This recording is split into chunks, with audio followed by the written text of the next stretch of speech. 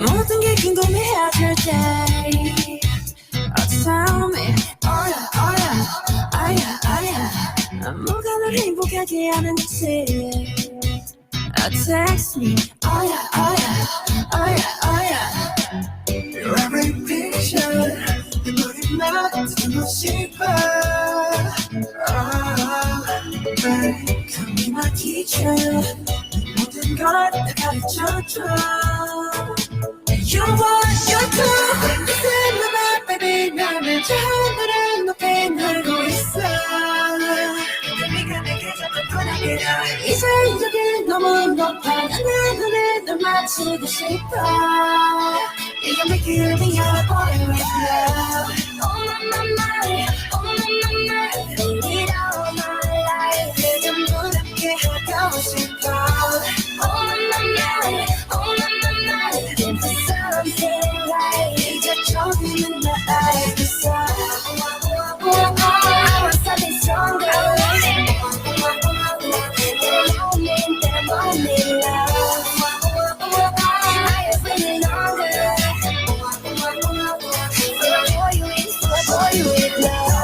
그대는 후연 삶은 언덕너여 관계에서 꽉지 않게 만들어버린 너라는 걸 하나부터 열까지 모든 게 특별하지 너의 관심사 걸음걸이 말투와 사소한 작은 습관들까지 난 말했지 너무 작다 내가 영웅이 된 거라고 난 말했지 운명 따윈 전부터 내게 아니었다고 세계의 평화 너내 앉아서 그저 널 지켜봐 널 Listen my baby 나는 저 하늘을 높이 날고 있어 그저 네가 내게 조금 더 날려 이제 여기 너무 높아 하늘에 널 맞추고 싶어 You make it me your boy with love Oh my my oh my my 네 high so fast 내 전부 함께 하고 싶어 Oh my my oh my my Let me fly so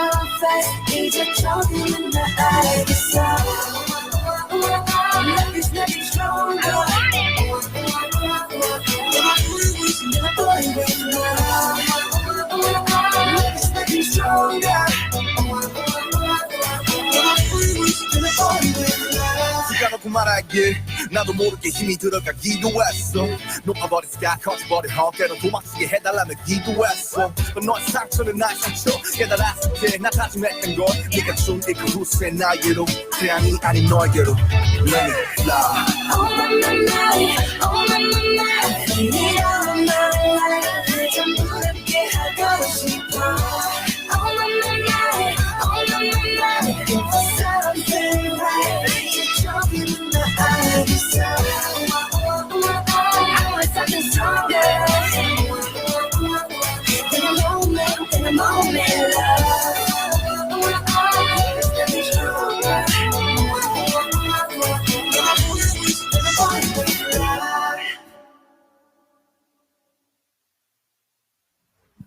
Muy buenas tardes, estamos acá nuevamente en un programa de lugares comunes.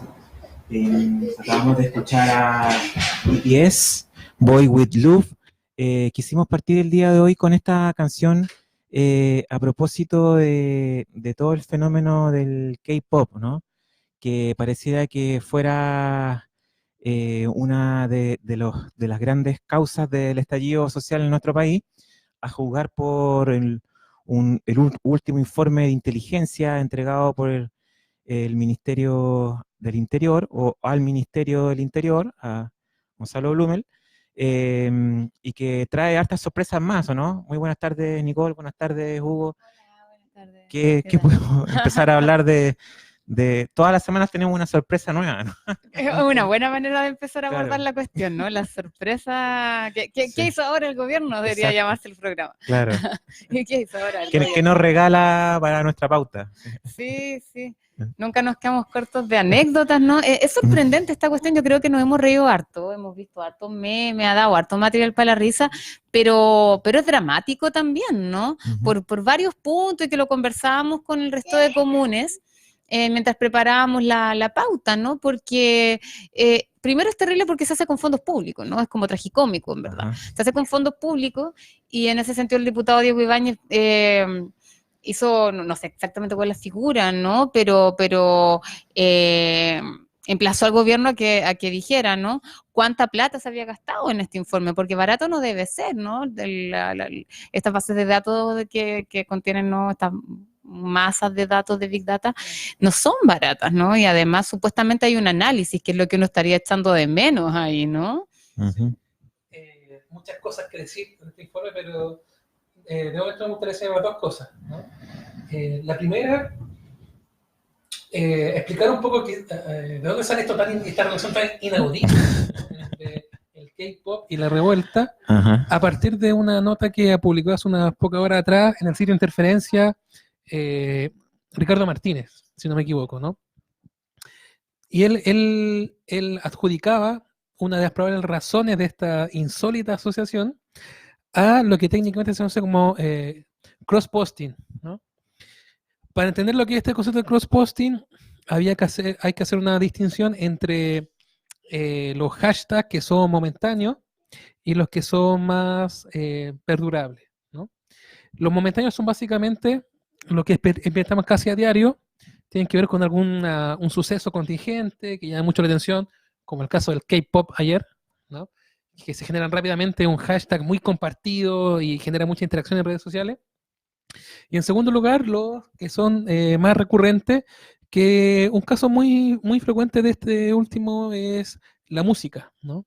Hay ciertos hashtags que se mantienen cuando un grupo, una agrupación musical saca un nuevo disco, una nueva canción y revive un hashtag que genera también muchas interacciones, ¿no? El cross-posting, decía este autor, es técnicamente cuando para publicitar una noticia se enlazan diferentes hashtags, ¿no? Y al parecer, probablemente, dentro del corpus analizado por no sé si decirlo análisis, ¿no? Pero por este imbunche, ¿no?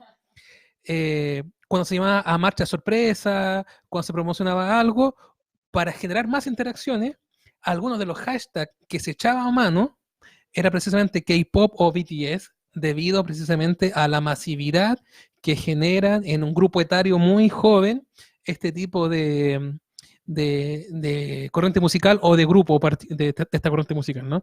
Entonces quizá ahí habría una explicación de por qué aparece esta corriente musical en este informe tan deficitario, tan vergonzoso, para querer llevar a cabo un proceso judicial a través de él, ¿no? Es decir, tenemos que recordar que es un informe que se presenta como de sofisticada tecnología, ¿no? Como un trabajo de inteligencia que intenta hacer una prueba para judicializar un proceso y a su vez, por fin, después de 60 y tantos días, robustecer una de las tesis que el gobierno ha querido explicar tempranamente con respecto a este proceso y que no ha podido hacerlo, que es la hipótesis de la introducción extranjera, ¿no?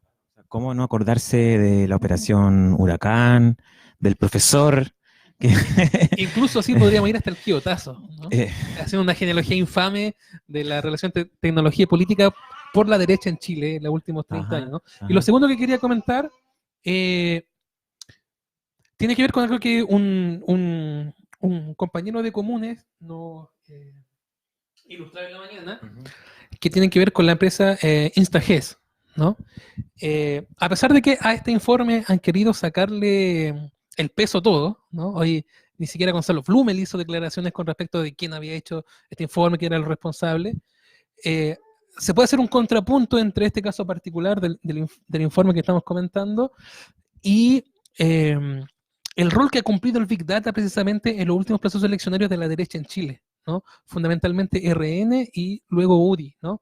En esa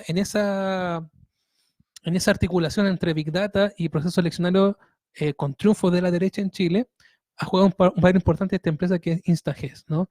Que fue muy importante para que Piñera haya sido el presidente más votado en Chile desde el retorno a la democracia, que haya constituido en las últimas elecciones municipales y parlamentarias a RN con el partido más votado en Chile, ¿no? Que es una empresa precisamente que cruza información demográfica con interacción en redes sociales, ¿no? Y que fue contratada por RN fundamentalmente y que generó esta serie de hitos en términos de votación en los últimos procesos eleccionarios de la derecha en Chile, ¿no? Es importante también consignar que esta empresa ha recibido dinero del Corfo, ¿no? Más de 1.400 millones de pesos para su desarrollo, y que también, esto lo reveló CIPER hace un par de meses, esta investigación con varias notas.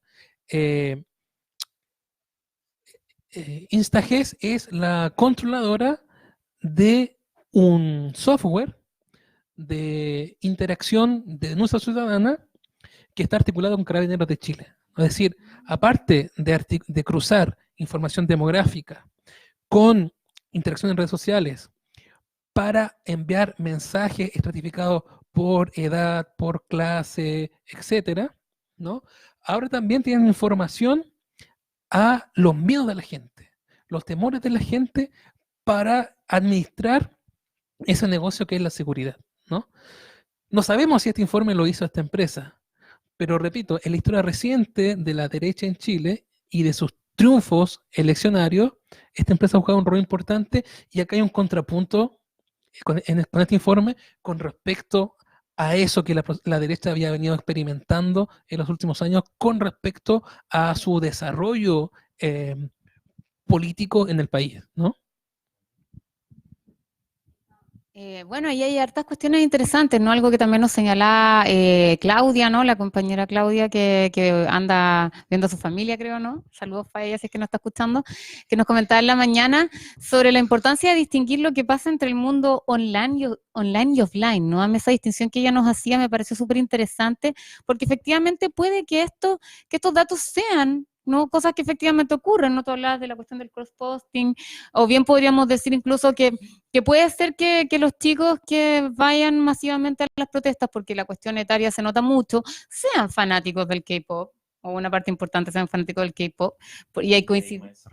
Y de Ismael Serrano, o sea, como, o sea, y claro, a uno le además, claro, lo del K-pop sorprendió bastante, ¿no? Porque es una música que uno asocia como bastante a la cierta banalidad, ¿no? Entonces uno nunca lo asociaría como música de protesta, como si han intencionado gente como Residente, La Mon Laferte, y no conozco mucho la música de Ismael Serrano, pero me imagino que también, ¿no? O sea, las letras tienen ese contenido. Es distinto, ¿no? Porque claro, nos sorprende la cuestión del K-pop, que es una música bastante más liviana. Pero no me extrañaría si uno se fija en la edad de la gente que ha protagonizado esta revuelta. Son cabros jóvenes, probablemente el grupo etario al que apunta el K-pop. Ahora, establecer relaciones causales es lo que sorprende, digamos, como falacia, digamos, ¿no? O sea, acá tenemos que la gente que usa los hashtags de Chile Despertó o que sigue no sé, Chile Oculto y Piensa Prensa, ¿no? Las siguen las redes sociales, siguen también a grupos de K-pop, ergo, o por lo tanto, el K-pop tiene una influencia en el estallido, y ya podríamos decir, como esta gente sigue el K-pop y los grupos de K-pop tienen páginas web en servidores extranjeros, ¡pum! La hipótesis de la influencia extranjera cuaja de nuevo, ¿no? Es bien absurdo. Yo diría más que, claro, se recolectan datos, pero luego se hacen unas inferencias causales que son bien inconsistentes, ¿no? A mí me recuerda mucho el caso Bombas, ¿se acuerdan, no? Cuando existía por parte del gobierno de aquel entonces una angustia con tal de conseguir algún culpable, ¿no? Que es la misma angustia que estamos viviendo en este periodo, ¿no? De dar un rostro a un enemigo, que en este caso ha sido tildado de poderoso, ¿no? Con injerencia extranjera, ¿no? Entonces, no sé, a mí me recuerda esto el fiscal Peña cuando a través de una serie de pistas, ¿no? Termina montando, porque eso es un montaje, ¿no? Para perseguir a algunos culpables en ese caso específico. Ahora, respecto a esto, a mí me sorprende, y de verdad, entre la risa y el llanto, ¿no? No me deja de sorprender, porque esto bien, puede ser información a analizar, a considerar o no, pero que se lo presente como una información sofisticada, ¿no? Importante, casi determinante, ¿no? A la hora de Exacto, ¿no? ¿no? Porque se va a usar como medio de prueba para algo, no Exacto. sabemos bien para qué. O sea, eso no deja de ser una cosa realmente irrisoria y yo creo que después de la semana pasada de la COP25, ¿no? O sea, seguimos siendo trending topic del hazme-reír mundial de Twitter, ¿no?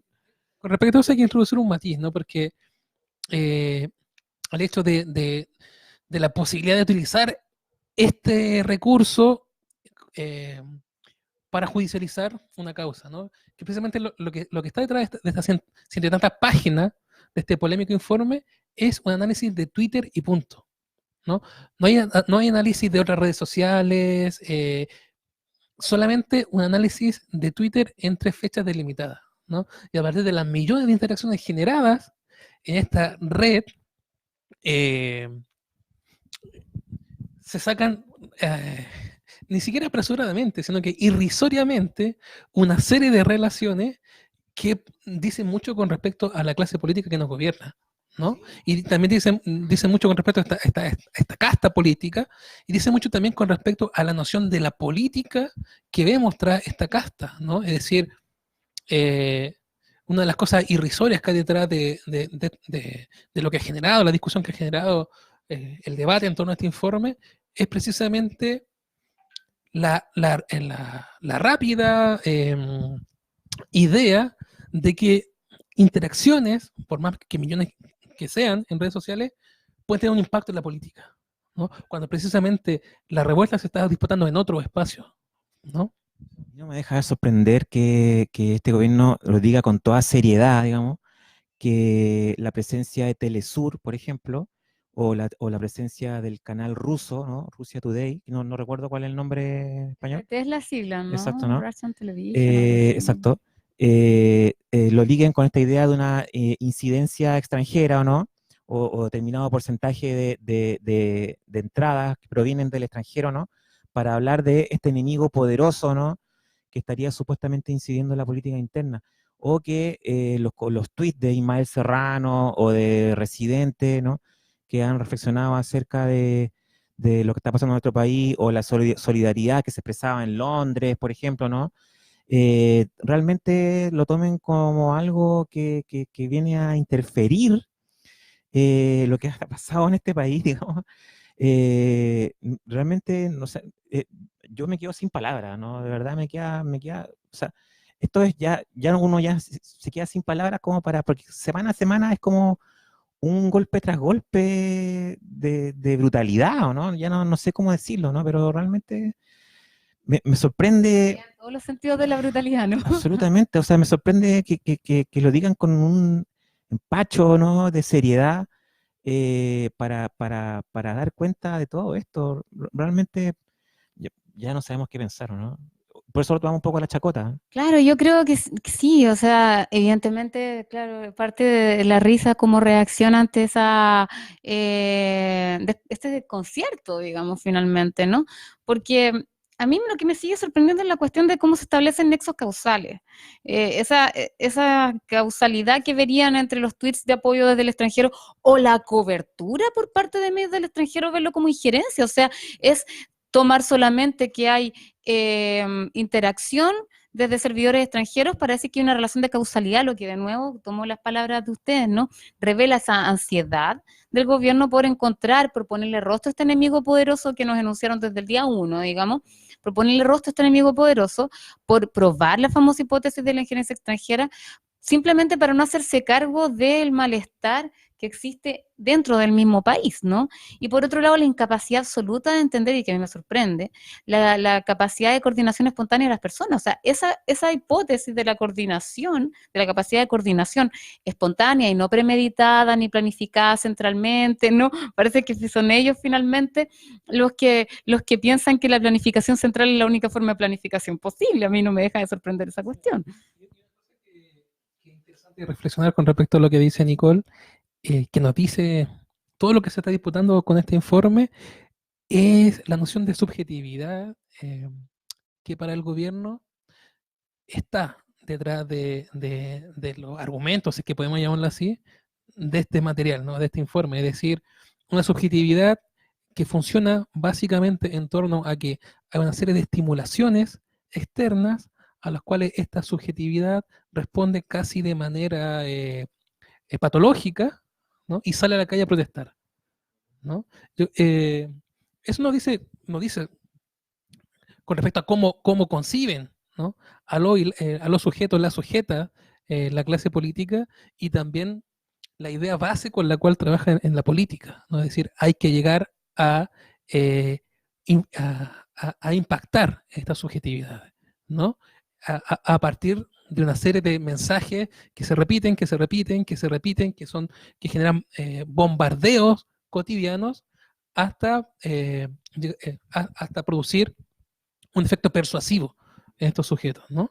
Algo así estaría detrás de esta hipótesis que articula Big Data y hipótesis de la presencia extranjera en la revuelta, ¿no?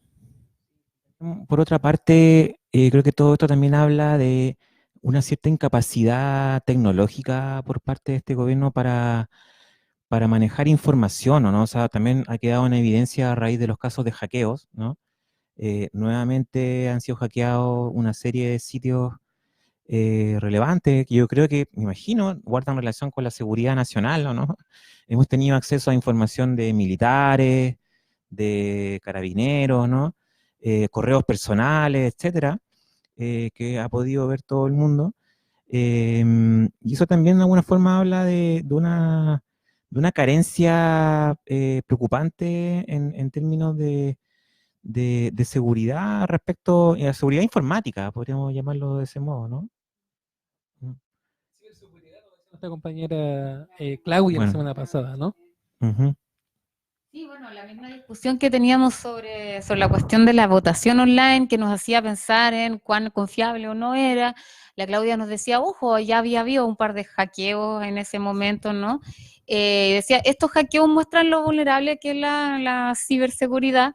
Y claro, hoy día esta cuestión es un hackeo masivo, un montón de páginas donde nos revelan los correos y las contraseñas de gente importante, incluso el general Rosas, ¿no? Ahora, claro, yo veía en redes sociales que la gente decía, ya, pero ¿cómo entramos a los correos? ¿Qué hacemos con esto ahora, no?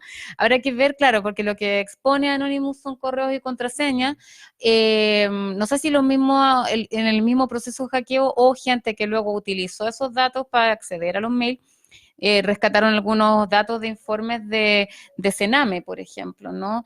Tablas que tenían cuántos niños con diagnósticos de enfermedades psiquiátricas, cuántos niños tenían enfermedades. Eso es un icono, una foto. Entonces, claro, teníamos ¿no? toda una toda una exposición de datos y algo más se puede hacer con eso. Habrá que esperar un par de días a ver si alguien recogió, digamos, eso que se expuso y nos muestran más cosas. Sería interesante también ver qué va a pasar con eso, ¿no? Como acción, como hacktivismo, ¿no? Que es lo que hace como Anonymous, ¿no? A ver qué pasa con esas contraseñas reveladas también, ¿no? Sí. A partir de este informe, una de las cosas que me hizo pensar y recordar es una novela de Ricardo Piglia que se llama La ciudad ausente, ¿no? Donde ahí trabaja Piglia fuertemente en esta idea de que precisamente la política para asentar su poder lo que debe hacer es administrar una cierta paranoia, ¿no? Una paranoia que va dada por la palabra, ¿no? En esta novela hay una máquina que produce una serie de mensajes, ¿no? que circulan por la ciudad y que está entroncada con el poder estatal, ¿no? Podría ser un contrapunto con respecto a esa visión clásica del poder y la palabra con respecto a lo que vemos acá, ¿no? Acá se disputa mucho la palabra, por cierto, ¿no? Pero también fundamentalmente una serie de imágenes también, ¿no? Que son las que generan estas interacciones mediante las cuales se explicarían causalmente ciertas relaciones para tratar de interpretar un hecho que nos ha excedido a todos, pero al gobierno enormemente más, precisamente por una obcecación del gobierno por aplicar una serie de ideas simplistas y reduccionistas con respecto a entender este fenómeno, ¿no? A mí eso no deja de sorprenderme, ¿no? El excesivo poco simplismo del gobierno que, claro, ahí no nos conviene nunca ser ingenuas, ¿no? No decir, oye, este gobierno es tonto, digamos, ¿no? O sea, no nos conviene para nada bajar la guardia y decir este gobierno está siendo simplista porque es tonto, sino, es que yo no termino de entender a qué responde ese simplismo, ¿no? No sé si es una cierta ceguera, ¿no?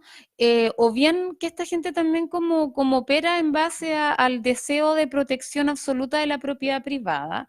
No hay desarrollo de otras herramientas que no sean simplemente la contención del conflicto para la protección de la propiedad privada. Yo veo que esa es la operación básica, ¿no? Y lo demás parecieran ser como discursos, retóricas vacías que recubren, ¿no? Lo que está en el fondo, que es la protección de la propiedad privada. Una manera también de verlo, o que podríamos verlo, es precisamente que una de las cosas que tienen siempre en el horizonte la derecha y los partidos políticos en general es no perder su universo de votantes, ¿no?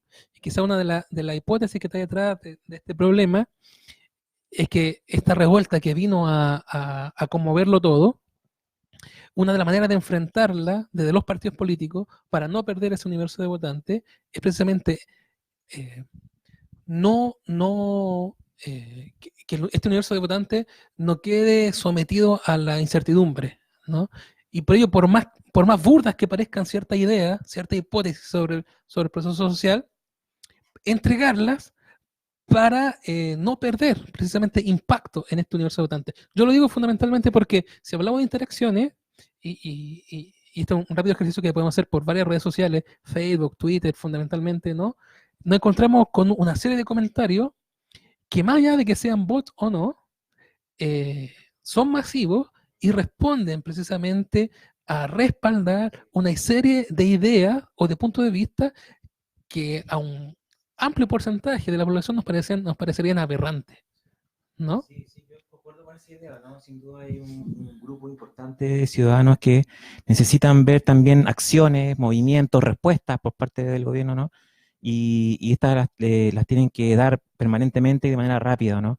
Por ejemplo, bueno, el mismo viernes, por ejemplo, en Plaza Dignidad, se vio, por ahí alguien hablaba de una marcha de carabineros, ¿no? O sea, sitiaron la plaza, ¿no? Con 1000 carabineros, ¿no? Y eso me parece efectivamente una acción de fuerza que coincide justamente con este informe, ¿no? Que yo también lo veo un poco de ese lado, ¿no? Como una muestra de acción directa para su universo de votantes, para la gente con la cual simpatizan. Se vienen dos plebiscitos al menos, de momento, si es que se sostiene de esto, el próximo año, ¿no?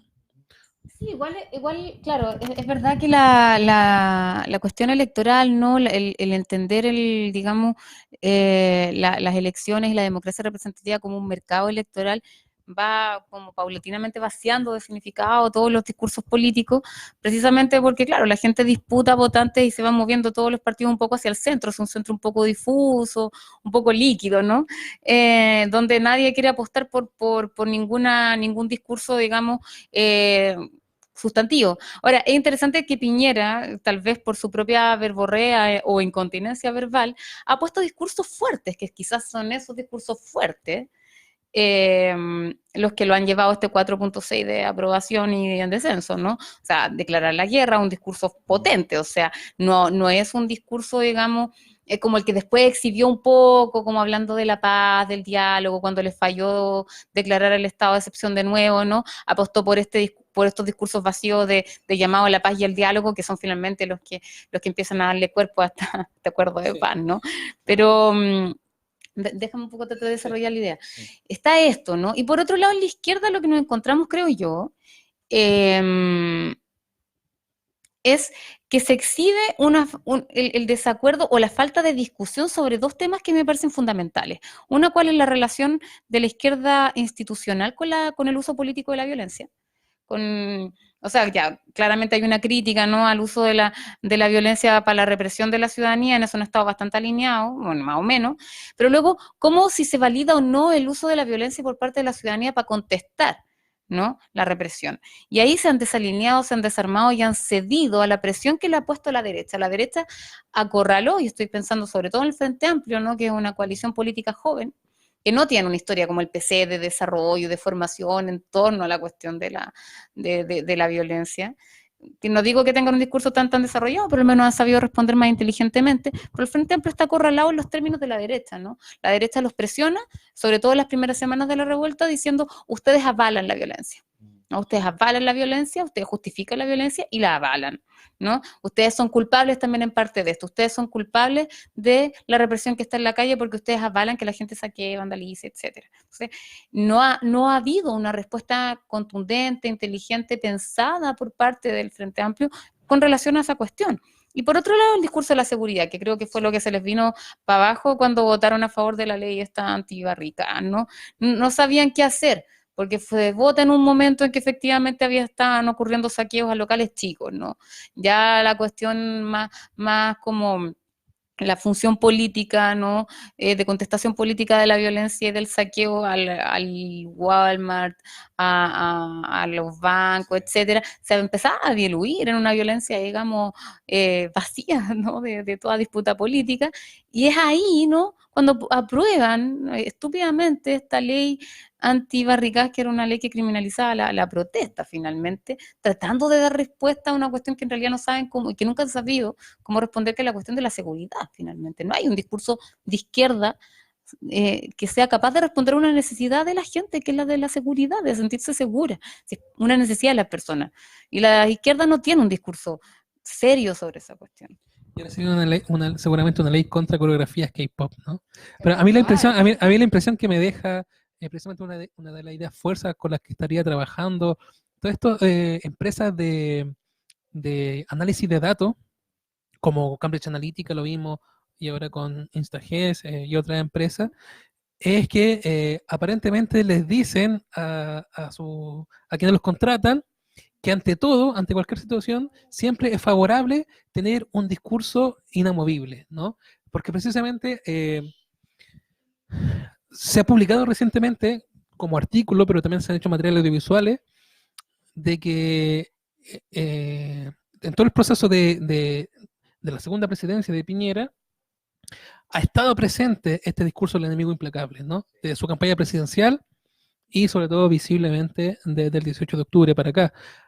Una recurrencia discursiva estructural que también está en otro de los dos casos emblemáticos recientes de procesos presidenciales, Trump y Bolsonaro, ¿no? Al parecer, esa sería una idea que se desprende de este análisis de grandes cantidades de datos, ¿no? Ante todo, debe haber un discurso del cual estas coaliciones políticas no se muevan, ¿no? Eso siempre probablemente como efecto de estos resultados trae un cierto número de interacciones más o menos estables, ¿no? Que son percibidas como de manera positiva con respecto a quienes analizan estos datos.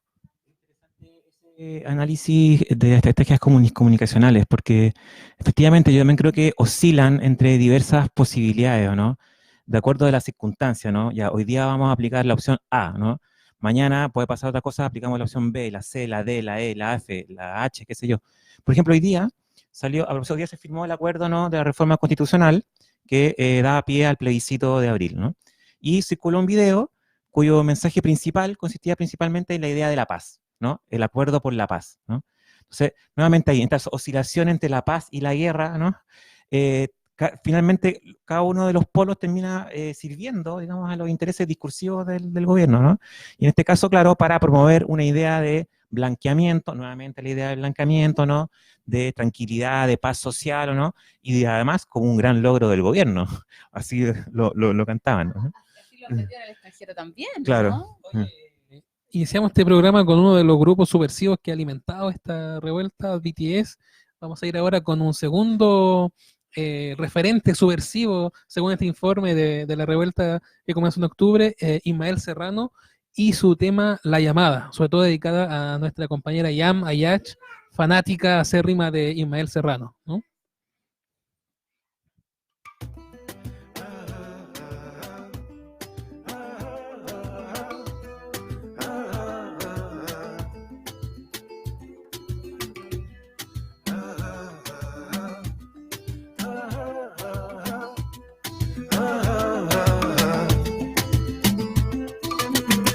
Comiendo pipas de girasol, Sentado en un banco del parque, la tarde alumbra tu aburrimiento. No era esto lo prometido, niño perdido desde el andamio, todo tu barrio te veneraba. Y ahora sueñas en la cola del paro, con un verano con playas de oro que no verás.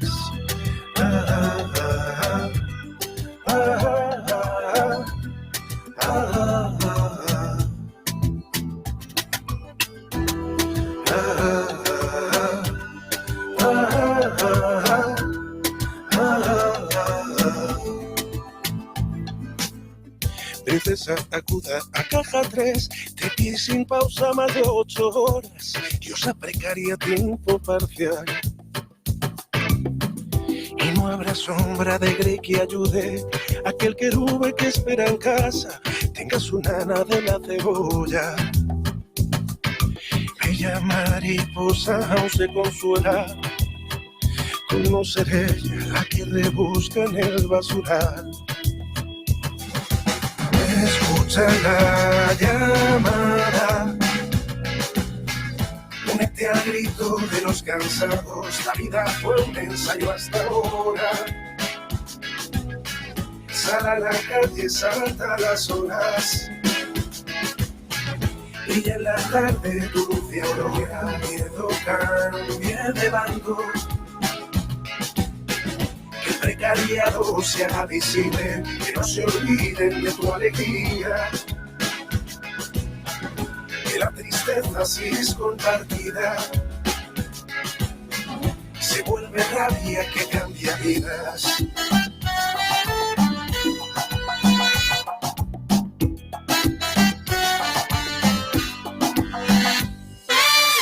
Limpiando la mugre de otros, respira el polvo de ropa ajena, bebe la pena en el fregadero.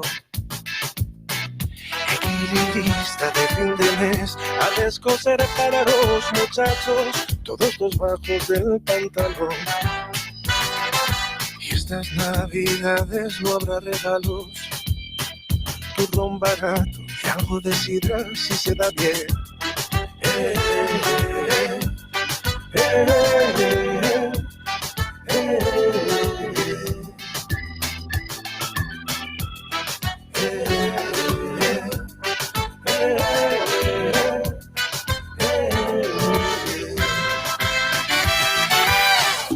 Lágrimas de hombre en barbecho, noche de invierno sin radiador, con la pensión que tiene el abuelo. Romantino sin romancia, si lo desahucia el banco este lunes, ¿quién hará el hombre con tus cimientos? Y al banco de alimentos vas con corbata, sobre tu espalda el planeta entero se sostendrá. Escucha la llamada, únete al grito de los cansados, la vida fue un ensayo hasta ahora. Sal a la calle, salta las horas, brilla la tarde, tu luz de aurora, el miedo cambie de bando. Que el precariado se haga visible, que no se olviden de tu alegría. Que la tristeza si es compartida se vuelve rabia que cambia vida. Escucha la llamada, únete al grito de los cansados, la vida fue un ensayo hasta ahora. Sal a la calle, salta las horas, y en la tarde tu luz de aurora, el miedo cambie de bando. Que el precariado se haga visible, que no se olviden de tu alegría. Que la tristeza si es compartida se vuelve rabia que cambia vida. Escucha la llamada, únete al grito de los cansados, la vida fue un ensayo hasta ahora. Sal a la calle, salta las horas, Brilla la tarde, tu luz de amor, que el viento cambie de bando. Que el precariado sea visible, que no se olviden de tu alegría. Que la tristeza sí es compartida.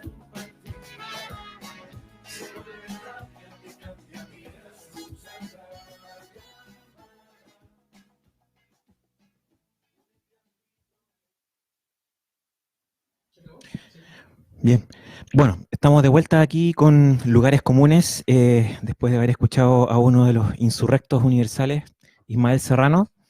Tenemos un comentario de Alejandra Carrizo, que nos escribe: hola, no sé si sea tema o si ya lo abordaron, pero ¿qué les pareció la ceremonia del decreto promulgatorio sobre el plebiscito de abril del 2020? El no saludo de Jacqueline Van Rieselberghe, Lagos entre los invitados y Piñera adjudicándose el proceso. A mi juicio, harto margen le dejaron para apropiarse del proceso constituyente. Saludos. Bueno, algo de esto hablamos, ¿no? Bueno, ¿puedo partir yo?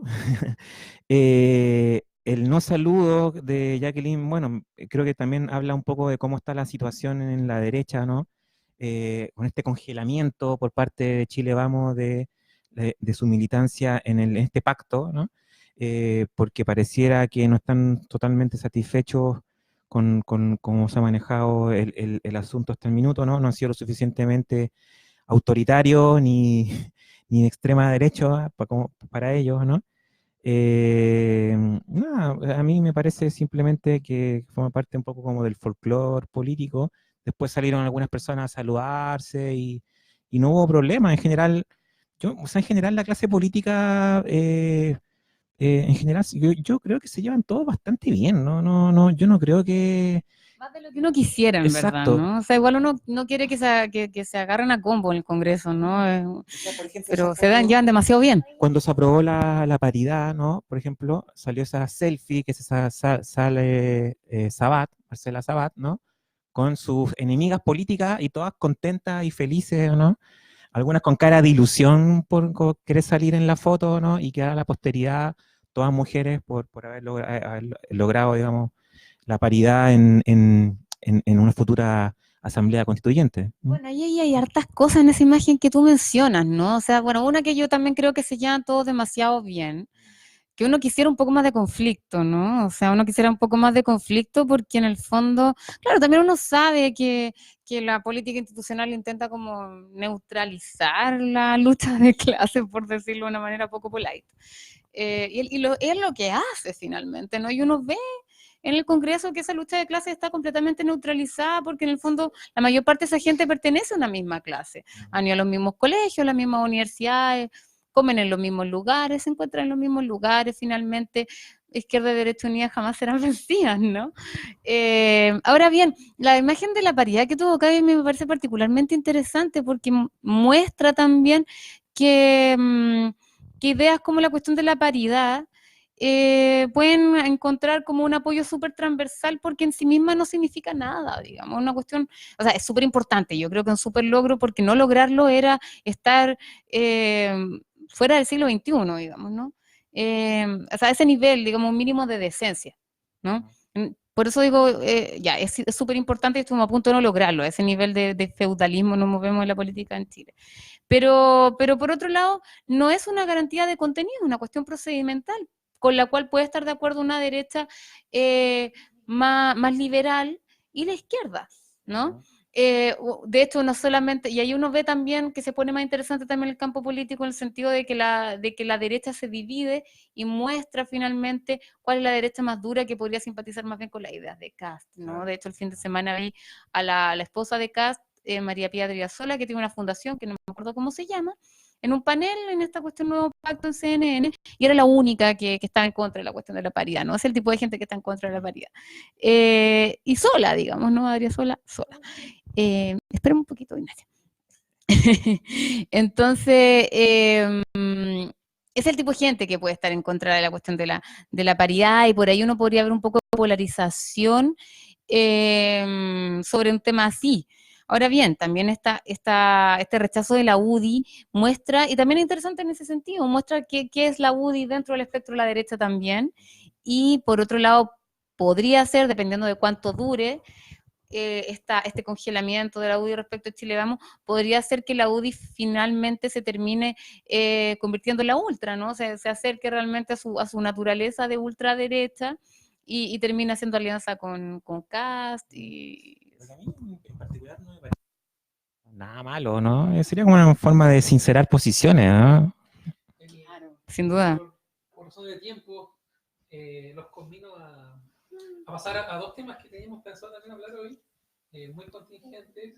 Uno, de hecho, que se dio hace pocas horas y otro ayer, si no me equivoco. El primero es liberación del profe Roberto Campos Weiss, ¿no? Estuvo más de 50 días encarcelado en prisión preventiva por supuestamente destrozos en el metro San Joaquín, ¿no? Solidarizamos como profes también, como colegas, ¿no? No, de haber sido terrible su periodo de reclusión, ¿no? Bueno, él lo mencionó un poco a la pasada al salir, ¿no? Dijo que iba a hacer un canal de YouTube un día a contar su experiencia en la cárcel. Dijo que estaba el 80% del tiempo estaba encerrado, ¿no? O sea, y además está en la cárcel de alta seguridad. O sea, hay una desproporción, y mismo lo dicen, ¿no? Una desproporción entre lo que él hizo y esta medida cautelar, finalmente, porque que lo hayan, le cambiaron la medida cautelar, o sea, queda con firma mensual y reclusión domiciliaria nocturna, una cuestión así, una medida cautelar baja, que es la que debieron haber dado en primera instancia, digamos, pero claramente no salió absuelto ni está libre, digamos, no se está desarrollando la investigación, todavía arriesga esos 5 años, entre 5 y 10, algo así, o entre 5 y 15, o sea, todavía arriesga una pena excesivamente alta y eso nos muestra también, quisiera volver sobre lo que mencionaba antes, ¿no? Que finalmente toda esta estructura lo que hace es defender la propiedad privada, digamos, Sí. ¿no? O sea, donde el daño a la propiedad privada vale más que la vida, y lo vemos cuando las redes sociales también nos lo hacen notar mucho, ¿no? Ese contraste entre la firma mensual del carabinero que atropelló a este joven en Santiago. Claro, o el señor Chaguán, que también había sido acusado de promover los saqueos, ¿no? Ahí está, libre de polvo y caja. Yo veo, volvemos al concepto del chivo expiatorio, ¿no? Siempre Duda, le tocó sí. a este señor, lamentablemente. Pero fíjate ¿no? que ahí se cruzan dos cosas, ¿no? Porque en el caso del concejal Chaguán, también atenta contra la propiedad privada, además de manera organizada, ¿no? Que es lo que le anda buscando el gobierno, a la gente que se organizaba, y ahí tienen entre sus propias filas a la gente que efectivamente está organizada, generando destrozos, saqueos, vandalismo, etcétera, ¿no? O sea, organización criminal venía de sus propias filas. Pero finalmente se cruza otra cosa, ¿no? Ya, ok, hay un atentado contra la propiedad privada, pero es alguien de su misma clase, ¿no? De la clase política y también alguien de clase alta, entonces se juntan esas dos Y cuestiones. esta desproporción del profe Roberto Campos también es otra forma de la desigualdad que ha desencadenado esta revuelta, ¿no? Precisamente, sobre todo, desproporción que ha estado enraizada en el ámbito de la justicia, pero que está emparentada estructuralmente con otro tipo de desigualdades que ha incubado este sistema, ¿no? Y que nos tienen donde estamos ahora, ¿no? Precisamente el caso del propio Roberto Campos ahora es paradigmático por el contexto del que ha sucedido, la brutalidad con la que ha sido juzgado, ¿no?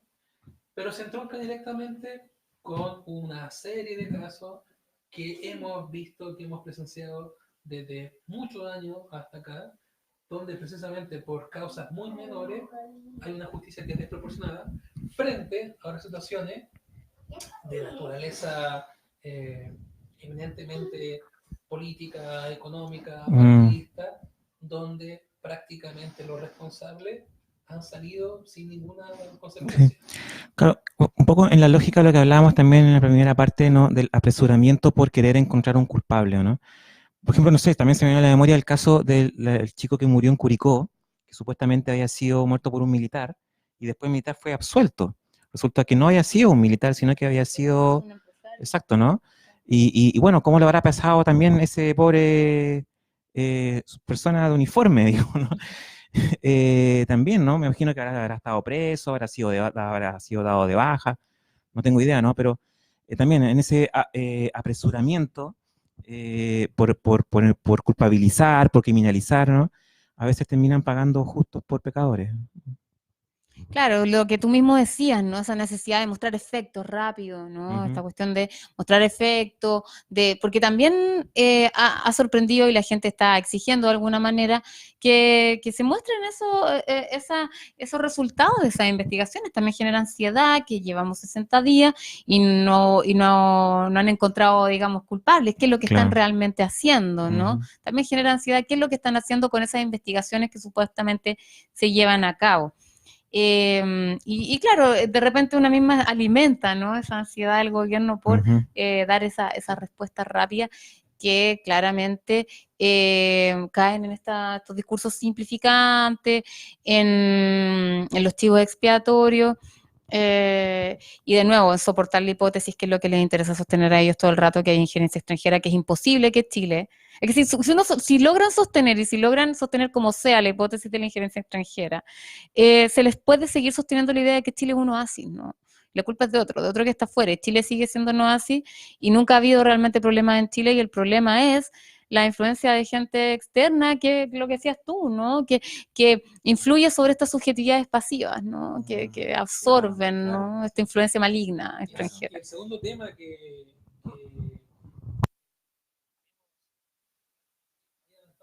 hace unos segundos, para ir cerrando el programa de hoy, es una noticia que ha conmovido brutalmente, ¿no? Que es precisamente la denuncia de que el ejército chileno junto a otros ejércitos que fueron en misión a la ONU en Haití cometieron una serie de vejaciones a mujeres y a menores de edad también Mm. en aquel país, ¿no? Durante los años que duró esta misión, entre los cuales se cuentan violaciones, sexo por dinero, sexo por comida, etcétera, ¿no? Para abrir la discusión que sacamos sobre este tema, a mí me gustaría señalar que retomar lo que ya hemos discutido en este programa de la semana hasta acá, ¿no? Que lo que estamos enfrentando hoy en día no es ni de cerca solo una crisis de representatividad, Mm. sino que también de legitimidad. De allí que quizás la demanda que haya sido más encausada durante todo este proceso, que es la demanda por una nueva constitución, no es o no aparece en el horizonte como suficiente para dar cuenta de esta serie de legitimidades que Claro. se han venido arrastrando en este proceso. Entre ellas, particularmente, me quiero referir a la reformulación a la que debe someterse todo el aparato policial y militar de este país después de lo que ha ocurrido, ¿no? Mm. Y lo que se ha arreglado acá, porque dentro de esto no solamente cuenta la brutalidad policial de la última semana, sino que también todas estas faltas gravísimas Mm. que han cometido otros estamentos militares del país, como particularmente el ejército, con el caso de Milico Gay, pero ahora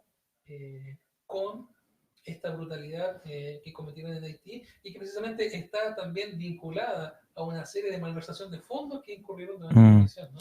Claro, sí, como tú dices, forma parte de ese horizonte, se podría decir, ese marco ético al cual una nueva constitución no va a resolver, ¿no? La cual una nueva constitución no va a resolver por sí sola, porque tiene que ver con la actuación de gente que tiene poder, que tiene acceso a fondos públicos y quizás muy o escasa o mínima fiscalización. eh, Gente que cree que nadie la va a controlar, que puede hacer lo que quiera, ¿no? O sea, yo lo veo, o sea, mejor no se puede hacer la analogía, ¿no? Pero claramente esto va a seguir ocurriendo como pueda seguir ocurriendo en los casos de corrupción, de colusión, ¿no? Todo este tipo de asuntos los cuales nos hemos venido acostumbrando lamentablemente y que tenemos que dejar de tolerar. Me parece que esto, claro, es una muestra más de un organismo totalmente deslegitimado, ¿no? En el campo de los derechos humanos, que, que, que, que requiere de una urgente reformulación. O sea, Yo ahí, claro, tal vez diría, recordemos que Chile solo es el cuarto ejército con más casos, ¿no? De violencia sexual, etcétera. Así, incluso Uruguay, que uno suele tomar Uruguay como un ejemplo de democracia estable. Yo tal vez diría, sin contradecir lo que han dicho ustedes, porque creo que efectivamente nuestros cuerpos de orden, ¿no? necesitan una reformulación profunda, que efectivamente ahí donde no hay capacidad donde es un poder incontestable, y de hecho incontestado, digamos, donde no tienen que rendirle cuentas a nadie. En este informe de derechos humanos también ponía a propósito de los carabineros, ¿no? Tienen demasiada autonomía, ¿no? Incluso lo comentamos en algún momento, ¿no? Que hicieron deliberaciones, se supone que no son fuerzas deliberantes. O sea, efectivamente se mandan solos, estos presupuestos reservados les permiten mandarse solos también y disponer de manera completamente no transparente hacia la ciudadanía de recursos que son recursos públicos. Pero la cuestión de la violencia sexual en territorios digamos, de catástrofe, yo diría que es más generalizada. Yo creo que, claro, ahí yo lo pienso un poco más como que una violencia estructural del patriarcado, ¿no? ¿Qué posición más patriarcal que la de un militar? Un militar en una zona, que claro, uno piensa en la violencia sexual en las zonas de guerra, que es súper extendida, ¿no? Los casos de Europa del Este, son súper, como la violencia sexual, ¿no? En esos casos son clásicos, ¿no?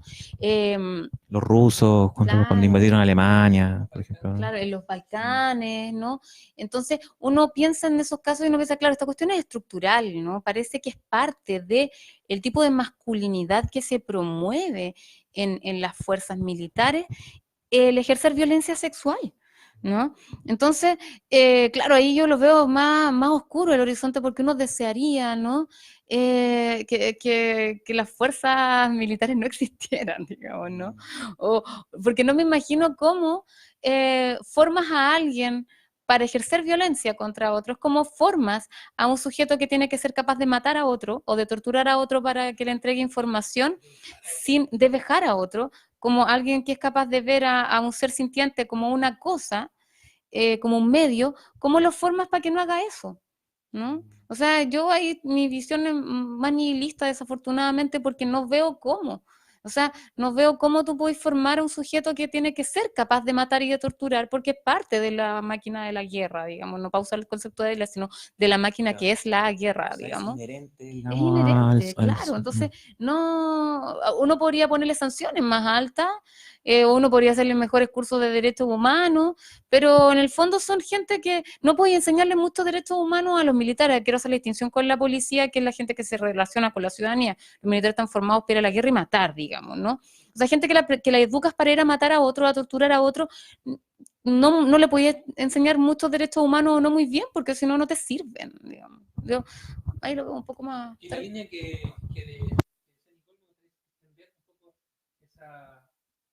me gustaría extender esa vinculación que hacía ahí entre esta violencia patriarcal y el feminismo, porque precisamente uno de los efectos de esta acción violenta, brutal, de esta serie de ejércitos en Haití, es que terminaron empobreciendo a algunas de las clases, grupos sociales más desfavorecidos, no solamente de ese país, sino que de cualquier país, que son precisamente madres solteras jóvenes, ¿no? Y sin el apoyo del padre de esos niños y de esas niñas, ¿no? Es decir, esta violencia que es estructural, como bien decía Nicole en su comentario, termina a su vez no solo reproduciendo, sino que agravando un tipo de pobreza que es contraproducente con respecto a la misión que la misma ONU quiso encabezar en aquel lugar, ¿no? Terrible, ¿no? Se trataba de una misión de paz, ¿no? Entonces, qué cosa, bueno, no sé, me estaba acordando de un querido escritor que falleció hace unos par de años, Richard Cunningham, que escribió, fue combatiente en Vietnam, escribió una novela que hablaba de su experiencia allá. Él no estuvo en la primera línea, digamos, sino que tenía más bien labores administrativas, pero en Vietnam, ¿no? Y me recuerdo que alguna vez me contó algunas cosas de las que vio. Y él me dijo una vez que vio a un batallón matar y abusar sin ley alguna, con mujeres, niños, y que él no lo pudo soportar y estuvo a punto de ir en contra de sus propios compatriotas, ¿no? De rebelarse contra sus propios compatriotas y matar a uno de sus compañeros. Pues se contuvo porque, bueno, en ese momento fue consciente de lo que le podría suceder o no, pero pero habla un poco de lo violento y de lo cruel y lo cruento, que básicamente es un contexto de un sujeto que viste uniforme, lleva un fusil, en un contexto de militarización, ¿o no? O sea, uno, creo que yo concuerdo contigo, Nicole, soy bastante escéptico, o sea, uno solo puede esperar lo peor. ¿Mm? Pero más allá de lo cruento, de lo escéptico, de que uno puede esperar lo peor, vamos a cerrar el programa de hoy con un poco de esperanza de futuro, ¿no? También uno de los subversivos que salió en este informe de Big Data, de tecnología sofisticada preparada por el Ministerio del Interior, Residente, ¿no? Con Goran Bregovic, este tema que se llama El futuro es nuestro, ¿no? Bueno, estábamos aquí en presencia de una compañera silenciosa que nos dejó nuestra propia analista de datos, ¿no? Quería que dijera algunas palabritas, pero bueno, nos dejó rápidamente, se aburrió probablemente nuestro programa, pero estaba bastante entretenida haciendo análisis de Big Data, así que veremos pronto los resultados. Veremos los resultados. Bueno, eso. Si le mandó un mensaje a alguien, no era yo. Claro. Gracias por escucharnos.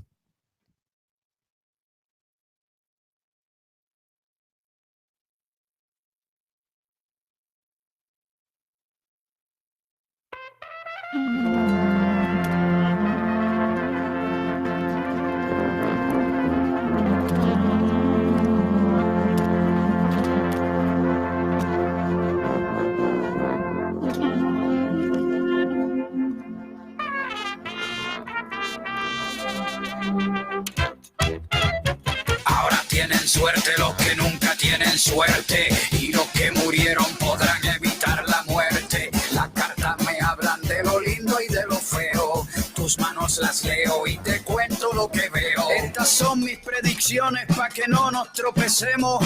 El futuro es nuestro cuando ya lo conocemos. En el futuro ya no habrá carne de vaca, en las granjas ya no quedan ni las gordas ni las flacas. En el futuro comeremos cucarachas como en China, porque ocupan poco espacio y tienen mucha proteína. El país con más insectos controlará las naciones, por eso la nueva potencia mundial será México, cabrones. Y las mujeres dominarán toda la población, porque nunca perderán una cabrona discusión. En el futuro los hombres caerán en menstruación y nunca nos entenderán aunque tengamos la razón. Los policías racistas seguirán siendo gente mala, pero con tanto tiro los negros se volverán inmunes a las balas. Al final será una raza nueva la que nos represente, porque los extraterrestres tendrán sexo con la gente. El futuro de este verso es que el coro viene más duro. Yo predigo que en 2 segundos brincarán como canguros.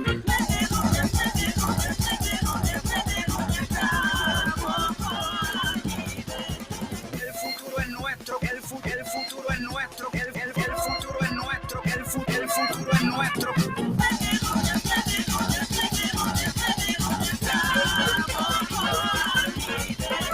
El futuro es nuestro, el futuro es nuestro, el futuro es nuestro, el futuro es nuestro. En el futuro yo calculo que tendremos internet en todos lados, porque naceremos con wifi en el culo. Los lobos ya no aullan y los monjes no meditan, porque los terroristas explotarán la luna con dinamita. En el futuro descubren semen en los evangelios oficiales y confirman que la Biblia fue escrita por homosexuales con desórdenes mentales. Empezando por Mateo, un caos. Los religiosos se convierten en ateos y baja Cristo del cielo a entregarles amor propio, y se dan cuenta de que es negro y de que está fumando opio, y a todo el mundo le da ira, hasta el Papa le dio ira, a los creyentes les dio más, porque todo era mentira. Ya el pecado no es pecado, ya no somos pecadores, somos gente normal, porque normal son los errores. Aunque huela mal la brasa al que tienes al lado, los que no brinquen ahora se quedarán en el pasado. Hoy es nuestro momento para que el presente evolucione. Lo que siento ahora es lo que siento, y que el futuro nos perdone. Hoy es nuestro momento para que el presente evolucione. Lo que siento ahora es lo que siento, y que el futuro nos perdone.